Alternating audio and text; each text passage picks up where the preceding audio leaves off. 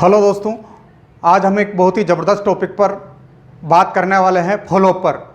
Follow up जब तक करते हैं जब तक कि हमारा काम नहीं बन जाता। हमने प्रोडक्ट कितना यूज़ किया, हमने लिस्ट कितनी बनाई, हमने कितने लोगों को प्लान दिखाया, इससे हमको पैसा नहीं मिलता। हमको पैसा इस बात से मिलता है कि हमने बिज़नेस कितना किया, और बिज़नेस तभी बढ़ेगा जब हमारे ग्रुप में नए लोगों की ज्वाइनिंग होगी। लिस्ट बनाना, लोगों को कांटेक्ट करना, प्लान दिखाना, ये सभी हमारे माइलस्टोन हैं, ये सब मील के पत्थर हैं प्रोस्पेक्ट की ज्वाइनिंग के लिए। लेकिन पैसा जो आता है वो आता है फॉलोअप से। हम प्रोस्पेक्ट और बहुत सारे लोगों के सपने पूरा करना चाहते हैं, हम लोगों की मदद करना चाहते हैं। होगा कैसे? जब सेल की क्लोजिंग होगी। और 6 बेसिक का 5वां जो सबसे इंपॉर्टेंट है, यह है फॉलोअप। आप अपने सपनों को पूरा करना चाहते हैं, आप लोगों के सपना पूरा करना चाहते हैं, आप फाइनेंशियल फ्रीडम चाहते हैं, आप लोगों के टारगेट पूरा करना चाहते हैं, सभी का रास्ता फॉलोअप से होकर गुजरता है। फॉलोअप बहुत ही महत्वपूर्ण है। कुछ लोगों का विजन बड़ा नहीं होता, वो लोग इस प्रक्रिया को फॉलो नहीं कर पाते। इसमें बहुत ही धैर्य की ज़रूरत होती है। लंबे समय के लिए सारे प्रोसेस को करने के लिए तैयार होना होता है।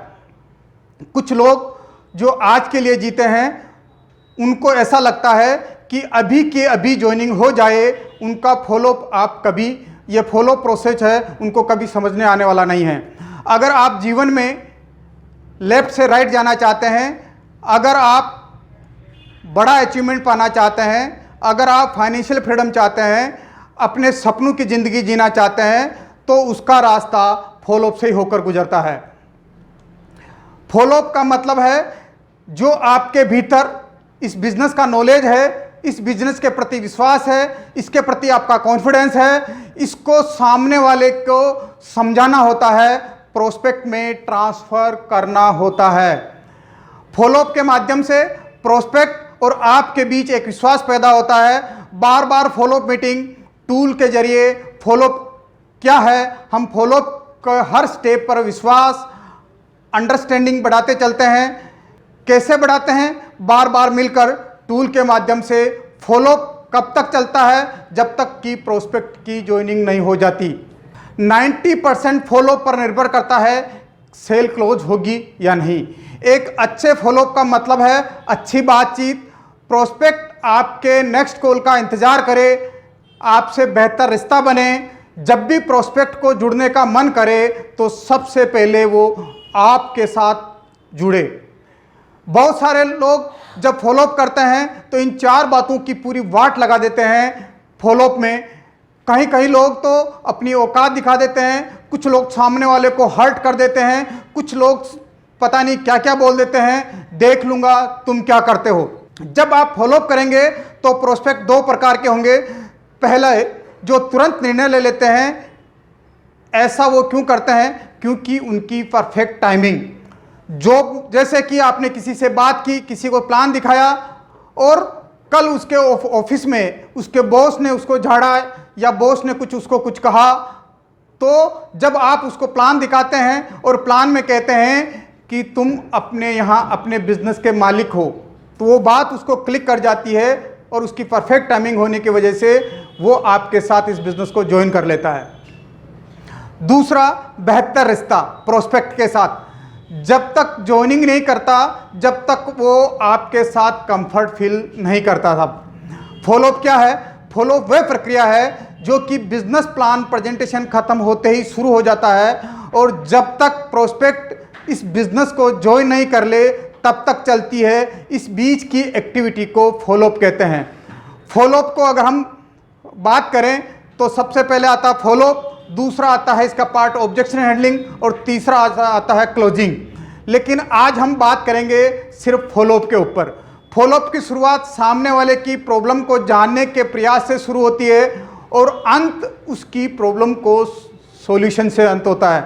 लेकिन दोस्तों, फॉलोअप करते वक्त आप अपनी इस सोच से बाहर निकलिए। कौन सी सोच? आरसीएम में कामयाबी के लायक मैं नहीं हूं। सही लोगों को खोजना इस दुनिया में मुश्किल है। अधिकतर लोग पहले से ही आरसीएम के प्रति नेगेटिव है। आज मैं लोगों को ज्वाइन करवा दूं, कल कुछ गलत हो जाए तो क्या होगा? आप लोगों को समझाना बड़ा मुश्किल है। आप इस तरह की सोच से सबसे पहले बाहर निकल जाए और फॉलोअप जो है हमेशा अच्छे भावों से फॉलोअप करें। फॉलोअप का नियम क्या है? सबसे पहले अगर हम फॉलोअप के नियम की बात करें तो ऑन द स्पॉट ज्वाइनिंग, दूसरा है physical follow up with in 48 hours, तीसरा है फॉलोअप विथ टेस्टिमोनियल, चौथा है डू नॉट आर्ग्यू और पांचवा है fix next meeting on the spot. अगर वो इसकी ज्वाइनिंग होती है तो नेक्स्ट 2-3 दिन बाद वेलकम मीटिंग की प्लान करिए और अगर उसकी ज्वाइनिंग नहीं हो पाती है तो नेक्स्ट 4-5 दिन बाद में वापस मुलाकात के लिए मीटिंग फिक्स करिए। जब आप फॉलोअप करते हैं तो फॉलोअप 48 घंटे के भीतर भीतर हो जाना चाहिए।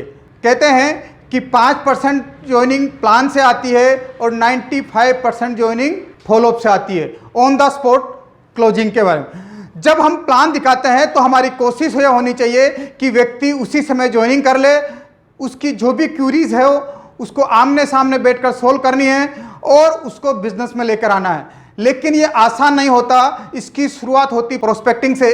आपने किसी व्यक्ति को पार्टी के बहाने इनवाइट किया, अगर आपने किसी व्यक्ति को घर पर ऐसे ही गेट टुगेदर मीटिंग के लिए इनवाइट किया तो उसी समय क्लोजिंग करना बहुत ही टफ हो जाता है। लेकिन अगर ज्वाइनिंग होती भी है तो वो ये सोचता है कि मेरा अच्छा दोस्त है, चलो एक बार जुड़ जाते हैं, लेकिन वो बिजनेस माइंडसेट की तरह कभी काम नहीं करता। इसकी शुरुआत होती है प्रोस्पेक्टिंग से। तो हमें इसकी नीड क्या है? कि नीड है कि उसकी इस बिजनेस की क्यों ज़रूरत है, उसको इस बिजनेस की क्या आवश्यकता है। और हमें कई बार हम ऐसे लोगों से भी कि अगर उसको बुलाते हैं, अगर हमारे पास उसका नियमित संपर्क नहीं है और हम तुरंत आता है तो वो ज्वाइनिंग नहीं हो पाता। मेरे हिसाब से फॉलोअप एक ऐसा प्रोसेस है, ऐसा नहीं है कि आप किसी व्यक्ति के साथ एक बार बात करें और आपका काम पूरा हो जाए। फॉलोअप में हमेशा सामने वाले की नीड को जानना है। अगर आप आरसीएम में कामयाबी पाना चाहते हैं तो सामने वाले की नीड को जानने में मास्टरी कर लेना होगा।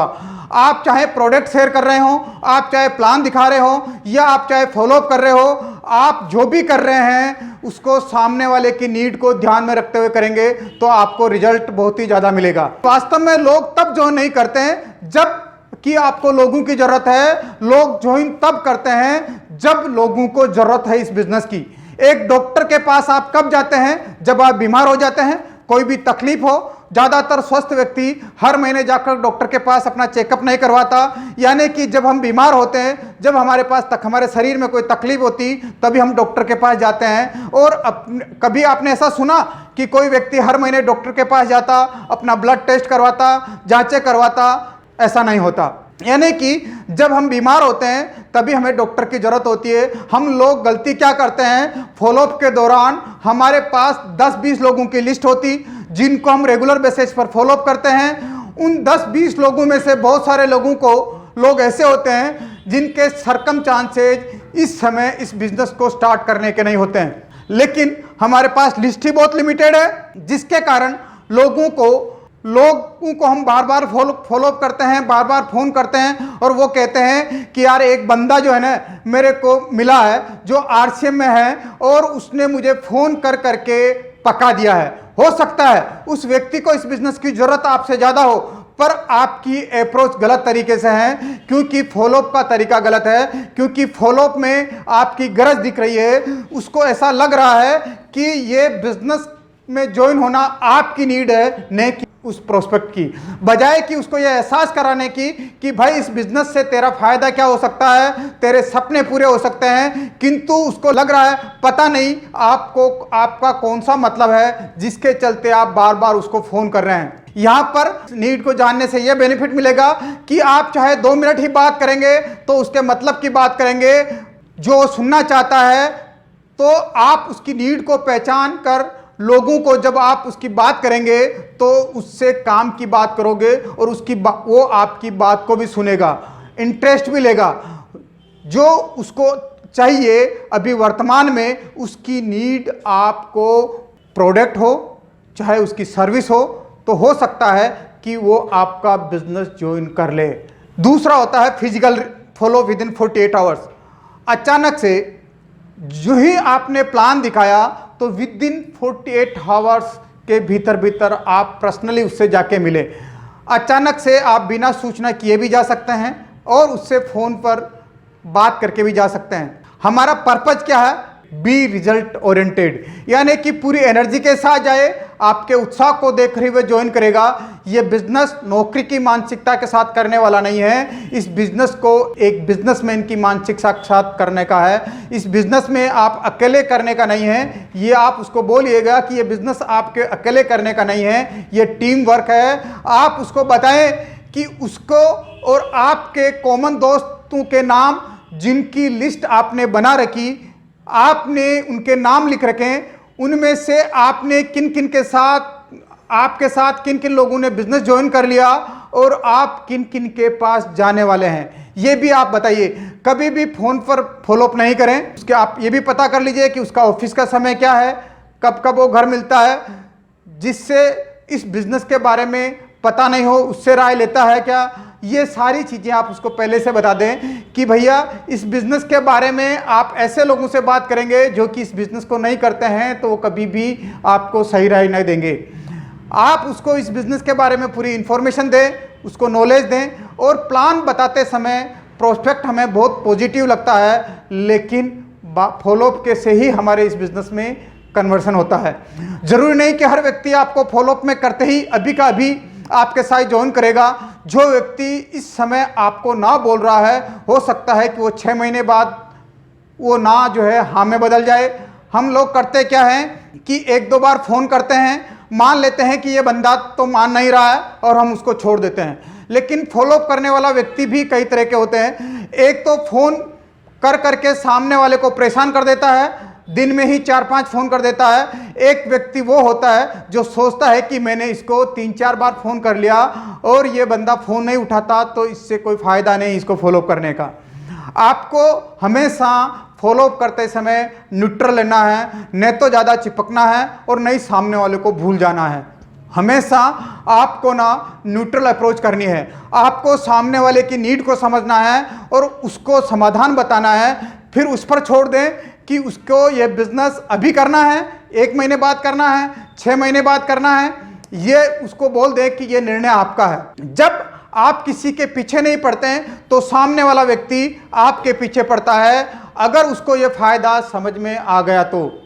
तीसरा हमारे पास इसमें है, इसमें ध्यान रखने वाली बात है फिजिकल में कि केयरफुली लिसन, हमें सामने वाले को पूरा सुनना है साहब। बहुत सारे लोग फॉलोअप के दौरान केवल अपने बारे में ही, अपने अपलाइन के बारे में, अपलाइन की गाड़ियों के बारे में, अपलाइन की इनकम के बारे में, अपलाइन के मकान के बारे में, अपलाइन की प्रॉपर्टी के बारे में, अपलाइन के अचीवमेंट के बारे में, कंपनी के अचीवर्स के बारे में खूब बड़े बड़े गुणगान करते हैं। लेकिन समस्या ये होती है कि प्रोस्पेक्ट की नीड को समझते नहीं, प्रोस्पेक्ट को सुनते नहीं, प्रोस्पेक्ट के बारे में जानते नहीं। अगर किसी के बारे में जानना है तो पहले उसको सुनो। ईश्वर ने हमारे को 2 कान दिए हैं और 1 मुंह दिए हैं भगवान ने, क्योंकि ज़्यादा सुनो और कम बोलो। सुनना इसलिए ज़्यादा है ताकि आपको पता लगे कि बोलना क्या है। ऐसे कई लोगों को देखा होगा, अगर प्रोस्पेक्ट उनकी गलती से फ़ोन उठा ले तो आधे से 1 घंटे तक फ़ोन पर पिल जाते हैं और सामने वाले को क्या चाहिए ये सुनते ही नहीं हैं। कभी आपने देखा होगा, इसको मैं एक स्टोरी के माध्यम से बताऊं। आप एक रेस्टोरेंट में जाते हैं और वेटर आपको 100 डिश गिना देता है, पर वो ये नहीं जानने की कोशिश नहीं करता है कि आप वहाँ क्या खाने आए गए हैं। क्या आप दोबारा उस रेस्टोरेंट में जाओगे? हो सकता कि नहीं जाओगे। उस रेस्टोरेंट में 100 से ज़्यादा डिश है, वो सब ठीक है, किंतु आपको उन 100 में से 1 भी नहीं खानी है। अगर कुछ और खाना है, लेकिन उस वेटर ने ये जानने की कोशिश ही नहीं की कि आपको खाना क्या है। अगर वो आपको कुछ पूछ लेता क्या खाना है, तो हो सकता है कि आपको 100 डिश बताने की ज़रूरत ही नहीं पड़ती। तो आपका काम है प्रोस्पेक्ट को फॉलोअप के दौरान सुनना। ये बहुत ही इंपॉर्टेंट है ताकि आप प्रोस्पेक्ट के सही समाधान तक पहुंच पाए।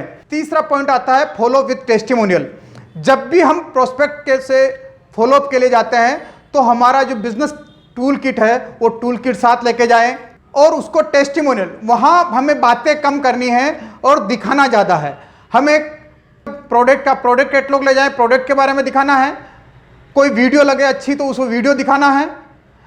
आपको ये रोल करना है कि उसको फॉलोअप के साथ उसको उसके अंदर का जो कॉन्फिडेंस है उस कॉन्फिडेंस बढ़ाने पे काम करना है और उसको इंश्योर करना है प्रोस्पेक्ट को कि तुम और हम में मिलकर बहुत बड़ा बिजनेस करेंगे।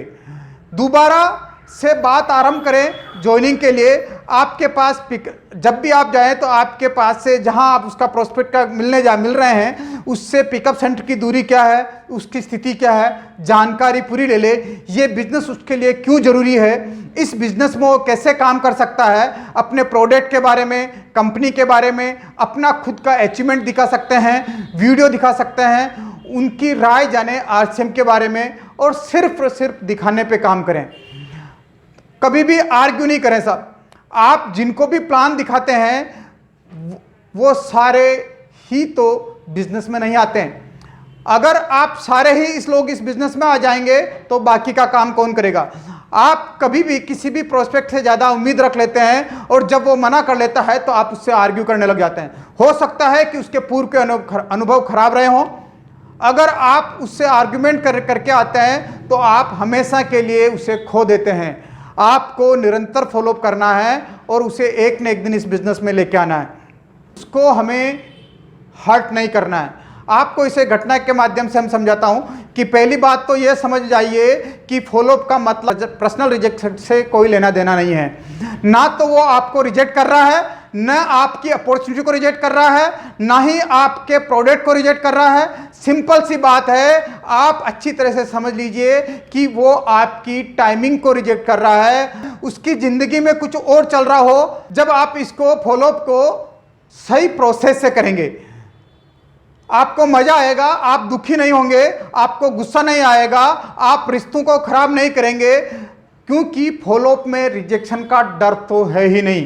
क्यों कि जब हम फॉलोअप तब तक करेंगे जब तक कि उसकी सेल क्लोज नहीं हो जाए, जब तक कि वो बिजनेस में ज्वाइन नहीं हो जाए, तब तक आपको फॉलोअप में मजा आना चाहिए। वो बॉस टाइमिंग को रिजेक्ट कर रहा है, आपको नहीं। मान लीजिए कि किसी के नियरेस्ट 10 दोस्तों ने मना कर दिया, उन्होंने आपको रिजेक्ट कर दिया, उन्होंने बॉस आपको रिजेक्ट नहीं किया, आपकी इस टाइमिंग को रिजेक्ट किया। आपके 10 बेस्ट फ्रेंड हैं जिन्होंने आपको ऐसा लगता है कि रिजेक्ट किया। आपको हो सकता है कि कल वो आने वाले समय में आपके सबसे अच्छे प्रोस्पेक्ट हो। 10 आपके दोस्त सबसे अच्छे प्रोस्पेक्ट हो सकते हैं, कब? कल। लेकिन जब आप आज आपको रिजेक्ट कर रहे हैं तो खुद पर ना लें, दिल पर मत लें, उनको उल्टा सीधा ना सुना दें। कुछ भी सुना दिया तो आने वाले समय में आपके 10 के 10 प्रोस्पेक्टों की हत्या हो जाएगी। मान लो कि एक परेड हो रही है और आप यहां पर बैठे हैं।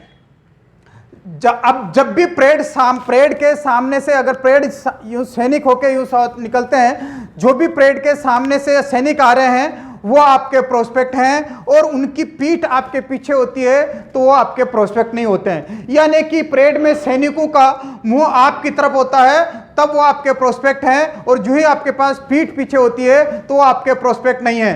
तो ये मान लीजिए कि कुछ ही देर में जब वो सैनिक घूम घूम के जा रहे हैं, प्रोस्पेक्ट की परेड हो रही है, तो जब वो सैनिक सामने आ रहे हैं तो आपके प्रोस्पेक्ट हैं, और पीछे जा रहे हैं तो वापस पीठ पीछे हो रही तो आपके प्रोस्पेक्ट नहीं है। कि अगर इस समय आप हृदय से ले लेंगे, उन पर गुस्सा कर लेंगे, तो क्या होगा कि वो प्रोस्पेक्ट आपकी बात कभी भी आगे नहीं सुनेंगे।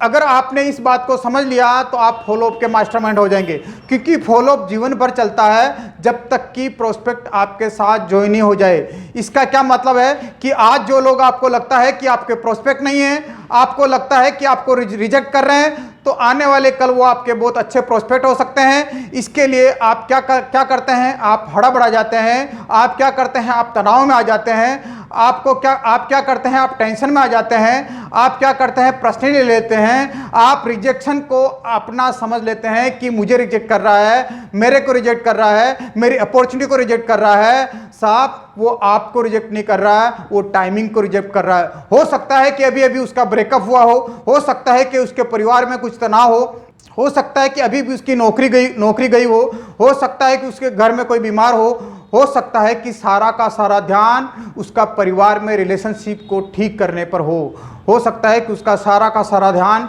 कहीं और हो। जब उसका सारा ध्यान कहीं और है तो बिजनेस वो आपके साथ कहां से करेगा, फिर नया स्टार्टअप कहां से करेगा, ये तो समझना ही होगा ना आपको। तो अभी टाइमिंग नहीं है उसकी, लेकिन टाइमिंग जब भी आएगी आप उसका इंतजार करें। आप जब भी उसकी टाइमिंग आए तो सबसे पहले आप उसकी प्राथमिकता होनी चाहिए। इसके लिए फॉलोअप होता है साहब। जब काम पड़े तो आपका नाम याद आए, जब उसको जरूरत पड़े तो आपका नाम याद आए। करना ये होगा कि उसको ये लगे जब भी उसको काम करना होगा तो वो ये कहे कि मैं काम आपके साथ ही करूंगा। हो सकता है कि आज उसका ध्यान कहीं और हो, कल हो सकता है कि उसकी प्राथमिकता आ जाए, कल उसके दिमाग में आए कि मेरे को कैरियर बदलना है, मुझे कुछ नया करना है। किसी की हो सकता है कि वो किसी की कहानी से इंस्पायर हो जाए, उसको लगे कि मुझे सेकंड इनकम पर काम करना है, मुझे कुछ ऐसा करना है, उसको याद आ जाए। तो जब भी उसके मन में ये ख्याल आए तो उसको याद आ जाना चाहिए कि मुझे उस बंदे ने बताया था सिम के बारे में, और वो तुरंत वो आपको टच करेगा, आपसे मिलेगा और आपके साथ इस बिजनेस को कर लेगा। आप किसी भी प्रोडक्ट को, जब उसके घर में कोई बीमार था तो आपने किसी को प्रोडक्ट दिया और उस प्रोडक्ट ने उसकी बीमारी को ठीक कर दिया। हो सकता है अब उसका टाइम आ गया। आप एक बात अच्छी तरह से समझ लीजिए, कोई भी इंसान जब आपको रिजेक्ट करता है तो वो आपको रिजेक्ट नहीं करता, आपकी अपॉर्चुनिटी को रिजेक्ट नहीं करता, वो आपके प्रोडक्ट को रिजेक्ट नहीं करता, वो टाइमिंग को रिजेक्ट करता साहब। इसलिए फॉलोअप हमेशा रिजेक्शन फ्री होता है। खेल का मजा तभी है जब खेल में मजा आने लगे।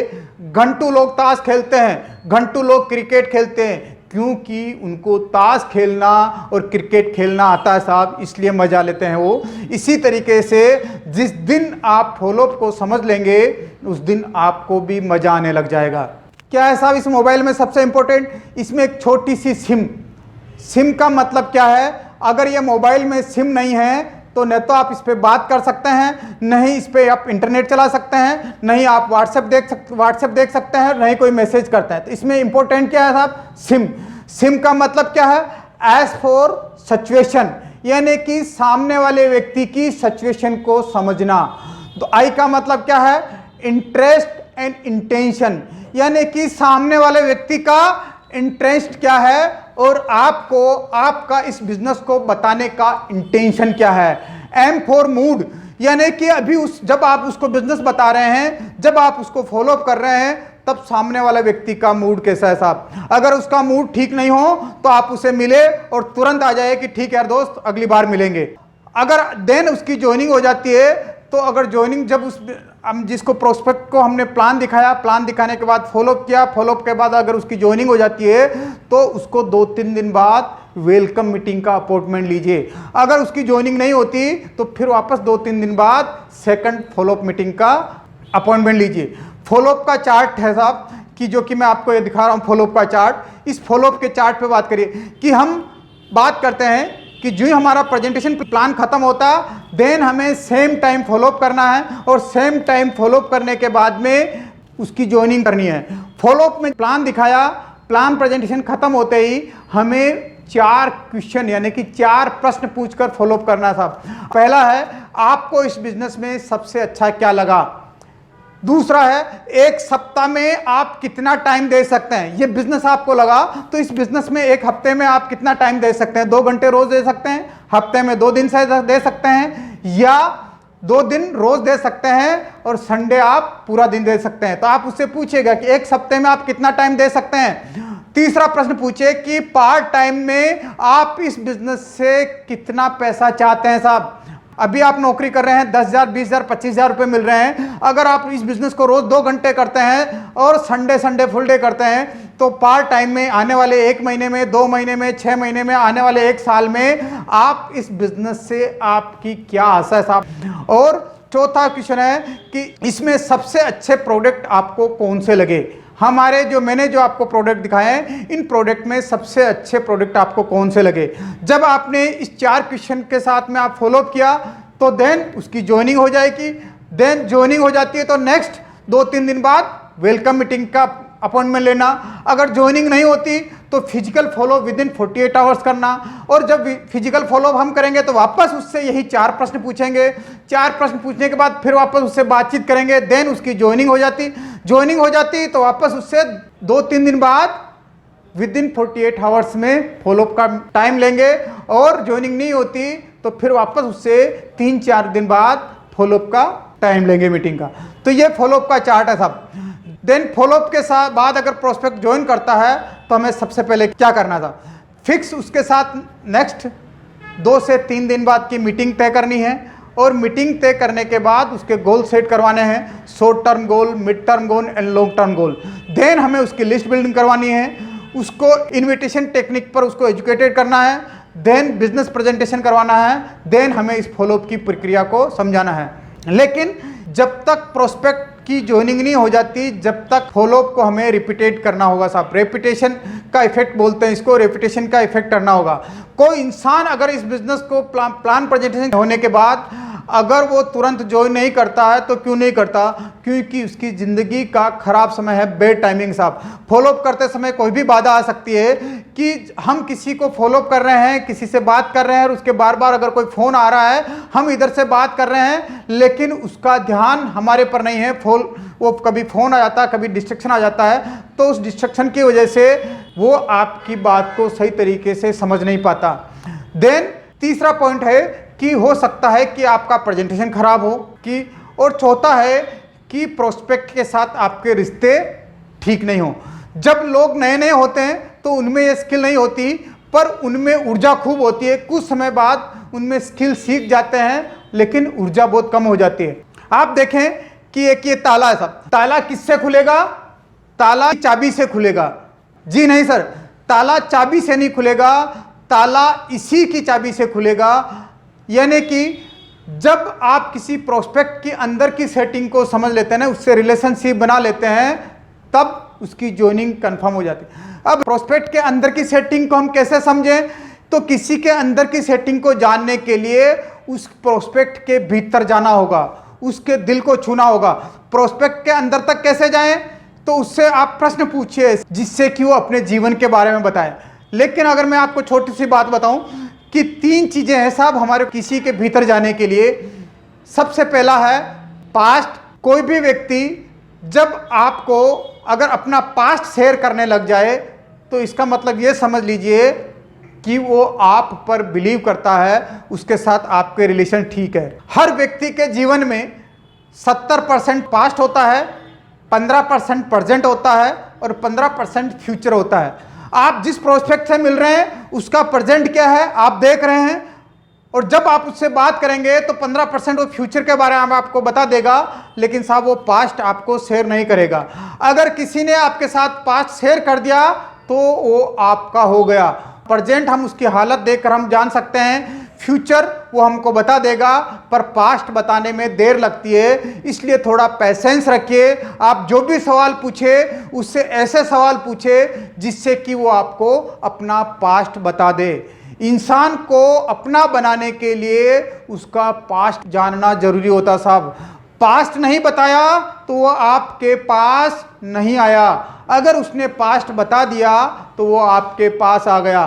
तो हमेशा आप उससे ऐसे प्रश्न पूछो आप उसके पास्ट को समझ सकें। या तो कोई इंसान आपके बहुत क्लोज आ जाएगा तो पास्ट शेयर करेगा, या पास्ट शेयर तभी करेगा जब वो आपके बहुत नज़दीक आ जाएगा। एक सवाल आपसे, आप बहुत जल्दी से जवाब दीजिए कि अगर कोई एक इंसान बीमार है तो उसको वो क्या चाहेगा? जी हाँ बताइए, सबसे पहले वो क्या चाहेगा? ठीक होना लिखा हुआ रहा, ठीक होना ठीक होना ठीक होना। लेकिन सर ये जवाब गलत है। वो जल्दी से जल्दी ठीक होना चाहता साहब। हर इंसान अपनी ज़िंदगी को बेहतर बनाना चाहता, ज़िंदगी बदलना चाहता। कोई भी ऐसा प्रोस्पेक्ट नहीं होगा जो अपनी ज़िंदगी को नहीं बदलना चाहता। कोई भी ऐसा नहीं होगा जो कि अपनी ज़िंदगी में बेहतरी नहीं चाहता, परंतु 2 ही चीज़ें खोज रहा होता कि एक ऐसा रास्ता जो भरोसे के लायक हो, दूसरा एक ऐसा इंसान जो भरोसे के लायक हो। उसको कहीं ना कहीं शक हो रहा होता है इन 2 चीज़ों पर, तो और उसकी क्लैरिटी नहीं बन पा रही होती। तो जरा आप सोचिए कि आप उसके साथ अच्छे से रिलेशन बनाइए ताकि वो आप पर भरोसा कर सके। वो आपके अंदर ये 3 चीज़ें देखना चाहता है। वो देखना चाहता है कि आप कहाँ जा रहे हैं, उसको वो ये देखना चाहता है कि आपको पता है या नहीं कि आप में इस बिजनेस को लेकर आपकी क्या क्लियरिटी है, वो ये जानना चाहता है। वो जानना चाहता है कि आपकी मंजिल क्या है, आपकी मंजिल आपको क्लियर है या नहीं, वो ये देखना चाहता। दूसरा वो ये देखना चाहता है कि जहां आप पहुंचना चाहते हैं उसका क्या आप रास्ता जानते हैं। तीसरा वो जानना चाहता है कि इस जगह से उस मंजिल को जाने के लिए जो भी इस बीच की दूरी को तय करने के लिए जो भी स्किल चाहिए, क्या आप में वो सभी स्किल है?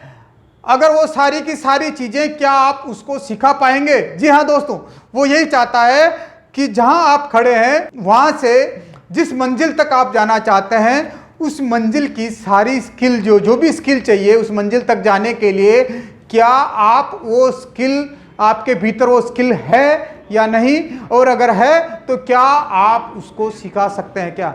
जब उनको इस सवालों का जवाब मिल जाता है तो वो आपके साथ ज्वाइन हो जाता है। ऐसा कई बार हुआ होगा कि प्लान आपने दिखाया और वो ज्वाइन किसी और के साथ हो गया। कुल मिलाकर आपको ये समझना होगा कि उसमें से ये तीनों प्रश्नों का उसको जवाब ठीक से नहीं मिलने की वजह से प्लान आपने दिखाया लेकिन वो ज्वाइन किसी और के साथ हुआ। दूसरा, ये शो करना है कि उससे और आपके संबंध अच्छे बने। दूसरा, आपको शो करना है कि आप में वो सभी स्किल है जो कि इस जगह से लेके आपकी जो मंजिल है उस मंजिल तक पहुंचने के लिए आप में जो भी स्किल चाहिए वो सारी स्किल आपके भीतर है।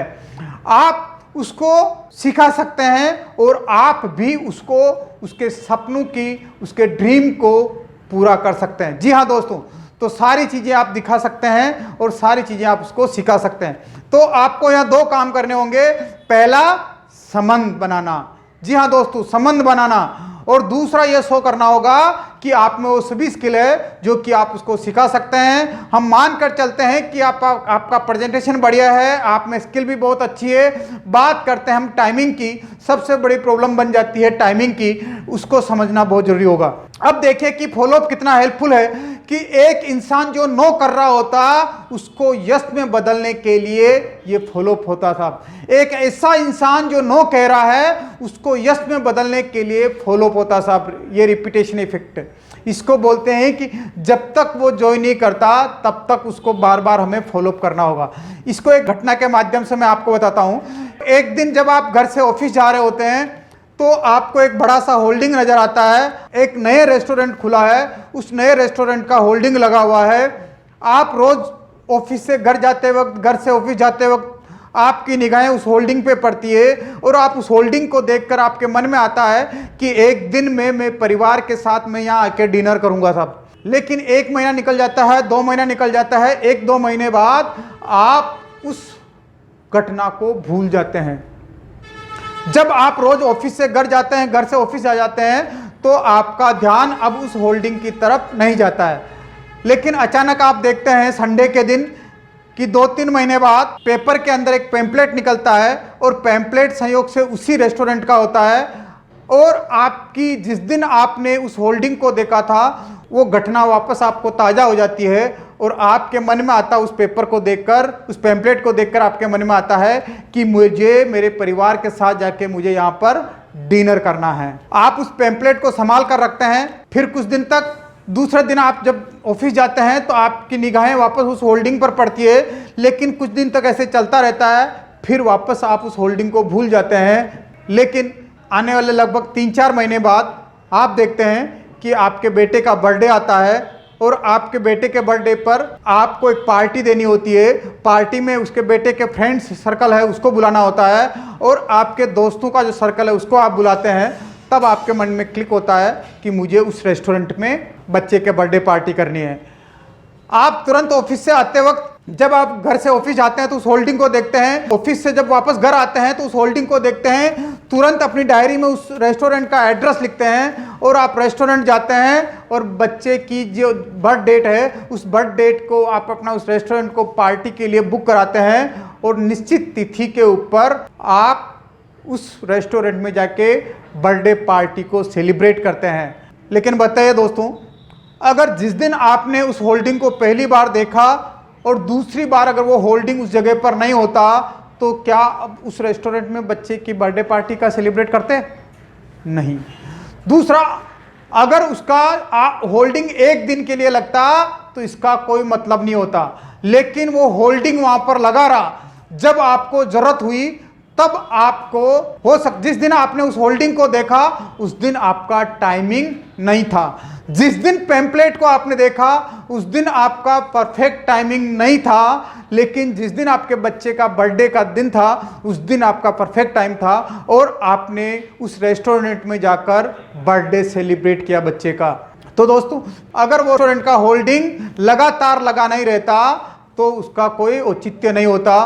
तो वो लगातार लगा रहा, इसलिए वो आपकी निगाहों से ओझल नहीं हो पाया, बार बार आपको याद दिलाता रहा। यानी कि ये रेपिटेशन का इफेक्ट है साहब। दूसरा, हमें निरंतर लोगों को हमें फॉलोअप करना होता है। कभी भी फॉलोअप करते वक्त एक बात की ये गलतियां नहीं करें कि हमें कभी भी जरूरतमंद ना बने। हमें ये बिजनेस जो है कि गिर कर करने का नहीं, ये बिजनेस शान से करने का है। जब भी आप उससे बात करें तो उसकी आंखों में आंखें डालकर बात करें। कभी भी आप प्रोस्पेक्ट के साथ गिड़गिड़ाए नहीं कि बाबा तू ज्वाइन कर ले, बाबा तू ज्वाइन कर ले, अल्लाह के नाम नहीं। उसको आप बोले कि अगर तू इस बिजनेस को ज्वाइन कर लिया तो तू तेरे पूरे सपनों को पूरा कर पाएगा। प्रोस्पेक्ट पर कभी भी सब कुछ मत छोड़े। कभी भी प्रोस्पेक्ट को फॉलोअप के लिए या मिलने के लिए टाइम दे दे तो कभी आप उस पर नहीं छोड़ें। जब भी आप प्रोस्पेक्ट से बात करें तो आप उसको ऑप्शन दे कि यार मेरे 3 से 4 दिन मेरे मीटिंग में है, मीटिंग शेड्यूल है, मैं इस तारीख को मिल सकता हूं या इस तारीख को मिल सकता हूं। और कभी भी प्रोस्पेक्ट के साथ जबरदस्ती ना करें और कभी भी उसके साथ आर्ग्यू करके उसके साथ कभी भी अपने संपर्कों को ना तोड़ें, क्योंकि आप उसको दे रहे हैं एक बिजनेस अपॉर्चुनिटी, आप दे रहे हैं उसको एक बिजनेस प्लान, आप दे रहे हैं उसको एक अपने जिंदगी बदलने का एक चांस। आप ऐसा बिजनेस बता रहे हैं जिससे कि वो अपनी लाइफ को चेंज कर सकता है, अपने सपनों को पूरा कर सकता है। तो वो अपना माइंड सेट करें कि किसी के साथ गिड़गिड़ा के बिजनेस नहीं करना है, जरूरतमंद बन के नहीं करना है। फॉलोअप करते वक्त अगर प्रोस्पेक्ट ज्वाइन नहीं करता है तो हमें हर 2-3 दिन में उसके साथ व्हाट्सएप पर मैसेज कर लें, या कंपनी के कोई ऐसे प्रमोशंस हैं तो उस प्रमोशंस को भेज दें। हर 2-3 दिन बाद कोई ऐसे टेस्टिमोनियल भेज दें। हर 2-3 बाद बिजनेस से रिलेटेड कोई मोटिवेशनल या एजुकेशनल कोई वीडियो भेज दें। और महीने में एक बार अगर आप सेमिनार में भी आप उसको इनवाइट कर सकते हैं। फॉलोअप के लिए जब भी आप बात करें तो स्पेसिफिक टाइम सेट करें। कभी भी हम फॉलोअप करने की गाइडलाइन पर बात करते हैं, हो सकता है कि कुछ आप जानते होंगे और कुछ अमल में मैं आपको फॉलोअप करते वक्त क्या क्या चीज़ें थोड़ी सी ध्यान रखनी होती है, मैं सिर्फ शॉर्ट में मैं आपको बताना चाहूँगा कि फॉलोअप थ्रू मीटिंग बहुत ही एसेंशियल है साहब। कभी भी आप किसी ऐसे व्यक्ति को प्लान ना दिखाएं जिसको आप फॉलोअप नहीं कर पाए। इसको फॉलोअप मीटिंग को बहुत ही सीरियसली लीजिए साहब। प्रोस्पेक्ट ज्वाइन करता है या नहीं, लेकिन इससे आपको फॉलोअप को सीरियसली लेना है। और इसमें कभी भी ये जल्दबाजी का काम नहीं है कि हम मिले और वो हाँ कर दें, या हम मिले और वो ना कर दें, हम कभी भी नहीं साहब। फॉलोअप हमें इसको सीरियसली लेना पड़ेगा। आप किसी भी प्रोस्पेक्ट को इस तरह फॉलोअप करें कि वो आने वाले समय में जब भी ज्वाइन करे तब वो काम आपके साथ ही शुरू करे साहब, आपके साथ ही ज्वाइन करे। और जब भी उससे मिले तो आपको लगे कि ये मेरे आने वाले समय का डायमंड है, आने वाले समय का रॉयल्टी अचीवर है, आने वाले समय का मेरा टेक्निकल अचीवर है। धैर्य से हमारे हाव भाव हमारे को ऐसे होने चाहिए जिसमें कि आपको पैसेंस जल के, धैर्य जल के, अभी कभी भी उसको ज्वाइनिंग करवाने की आतुरबाजी या जल्दबाजी हमें नहीं दिखाएं। जब भी आप फॉलोअप करते हैं तो आपने जो भी आप उससे कमिट कर रहे हैं उसको आप पूरा निभाएं। आपने उससे जूम मीटिंग पे इनवाइट करने के लिए बात कही थी, या उसको कोई पर्सनल और कोई टूल देने के बारे में कमिटमेंट किया था, तो आप उसको जो भी कमिटमेंट करें उस कमिटमेंट को पूरा निभाएं। और एक ऐसा एवरेज 5 फॉलोअप मीटिंग के बाद ही आपके अच्छे रिलेशन बनना शुरू होते हैं साहब। तो आप 5 रूल को याद करिए, रखिए कि आप जब प्रोस्पेक्ट से 4-5 फॉलोअप मीटिंग रखेंगे तब भी उसके और आपके रिलेशन अच्छे बनेंगे। छठा पॉइंट है, जितनी भी बार हम फॉलोअप मीटिंग करते हैं तो ये समझें कि प्रोस्पेक्ट की ज्वाइनिंग हो जाए। फिर भी अगर ज्वाइनिंग नहीं होती तो जब भी आप वो मीटिंग फॉलोअप मीटिंग करके उठते हैं तो आपको नेक्स्ट मीटिंग का अपॉइंटमेंट लेना है। हर मीटिंग में प्रोस्पेक्टिंग की ज्वाइनिंग के लिए हमारे को कंफर्म करना, अगर ज्वाइनिंग हो जाती तो ठीक, नहीं होती तो नेक्स्ट फॉलोअप मीटिंग को जारी रखते रहें। और ये फॉलोअप मीटिंग तब तक चलती रहेगी जब तक कि फॉलोअप आपके साथ इस बिजनेस को ज्वाइन नहीं कर लेता। 7वां पॉइंट है don't sell be a consultant, यानी कि आप उसको फॉलोअप मीटिंग में हर बात ऐसी करें जिससे कि वो इस बिजनेस में ज्वाइन करने का निर्णय ले उसको इस बिजनेस को ज्वाइन करने के निर्णय में उसको मदद मिले। और 8वां पॉइंट है यूज टूल्स, जब भी आप मिलें तो उसको कोई ना कोई टूल्स देते रहें, उसको किताबें पढ़ने के लिए दें, कुछ वीडियो सुनने के लिए बात करें। जब आप काम नहीं कर रहे होते हैं लेकिन आपने कोई किताब दी, वो किताब पढ़ रहा होता तो आपकी जगह पे वो किताब काम कर रही होती। आप नहीं होते लेकिन वो वीडियो देख रहा होता तो वीडियो जो है वो काम कर रहा होता है। यानी कि जब आप नहीं होते हैं तब भी टूल काम करते हैं, तो उसको टूल्स दें। और 9वां पॉइंट है complete follow meeting in short time, यानी कि जब भी आप फॉलोअप मीटिंग करें तो बहुत शॉर्ट टाइम में रखें साहब। ऐसा नहीं कि आप फॉलोअप मीटिंग जाएं और फॉलोअप मीटिंग में आप 1-1 घंटा 2-2 घंटा करें तो वो आदमी बोर हो जाएगा। प्लान दिखाने के बाद आप तुरंत फॉलोअप कर सकते हैं, लेकिन कोशिश करें कि जितने भी फॉलोअप मीटिंग आने वाले हैं वो 15 से 20 दिनों में ख़त्म हो जाए, बार बार हर 2-3 दिन बाद मिले, उस प्रोस्पेक्ट की ज्वाइनिंग हो जाए। और ऑलवेज विद द प्रिपरेशन, जब भी आप फॉलोअप करने के लिए जाए तो अपनी प्रिपरेशन करके जाए, हमेशा तैयारी के साथ जाए, हमेशा अपने बिजनेस टूल किट के साथ जाए। आपकी तैयारी आपके फेथ और कॉन्फिडेंस पर निर्भर करती है कि आपको इस बिजनेस पर कितना फेथ है और कितना कॉन्फिडेंस है।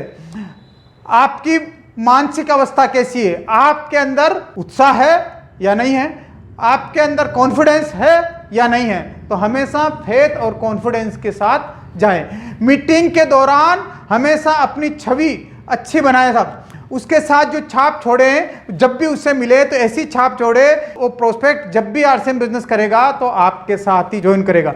कभी भी आप प्रोस्पेक्ट से ओवर कमिट नहीं करें साहब कि मैं तेरे साथ ये कर लूंगा, तेरे साथ इतने लोग दे दूंगा, तेरे 1 लेग में चला दूंगा, तेरे साथ मैं ऐसा कर लूंगा। नहीं साहब, आप कभी भी प्रोस्पेक्ट से कोई गलत कमिटमेंट नहीं करें या और कमिटमेंट नहीं करें जिसको कि बाद में आप निभा नहीं सकते हैं साहब। कभी भी बेवकूफ़ी भरे सवाल नहीं पूछे साहब उससे कि आपने इस बारे में क्या सोचा, आपको प्लान कैसा लगा, हमारी कंपनी कैसी लगी, हमारे प्रोडक्ट कैसे लगे। अगर आपने पूछा कि ये प्लान कैसा लगा और उसने बोल दिया कि मुझे अच्छा नहीं लगा, तो आप खत्म है ना साहब। आपने इस बारे में क्या सोचा, उसने कहा कि मैंने कुछ सोचा ही नहीं। आपको प्रोडक्ट कैसे लगे साहब, मुझे अच्छे नहीं लगे। तो कभी भी ऐसे बेवकूफ़ी भरे सवाल कभी भी ना पूछें, उससे ऐसे प्रश्न पूछे जिससे कि वो जो इस बिजनेस को ज्वाइन करने का निर्णय ले सके साहब। आप हमेशा एक अच्छा श्रोता के रूप में अच्छा सुने, पहले आप उसको सुने, जितना सुनेंगे आप उतना आपको उसके बारे में सटीक बोल पाएंगे। और हमेशा पैसेंस रखे साहब, धैर्य रखें। जब तक प्रोस्पेक्ट की ज्वाइनिंग नहीं हो जाती तब तक फॉलोअप की प्रक्रिया को अपनाते रहें। आपकी प्रोस्पेक्ट से हर मुलाकात आपके लक्ष्य के करीब लेके जा रही साहब। आपका गोल प्रोस्पेक्ट में आपका फेथ और कॉन्फिडेंस को ट्रांसफर करना साहब। आपका लक्ष्य क्या है, आपके प्रति आपके प्रोस्पेक्ट में फेथ बढ़े और कॉन्फिडेंस बढ़े साहब। आपको ऐसी छाप छोड़नी है कि प्रोस्पेक्ट जब भी आरसीएम बिजनेस को ज्वाइन करने की सोचता है तो उसके दिमाग में ख्याल आना चाहिए साहब मुझे आपके साथ ज्वाइन करना है। तो थैंक यू दोस्तों, ये हमने बात की फॉलोअप के बारे में और उम्मीद करता हूं कि आपको अच्छा लगा होगा। Thank you.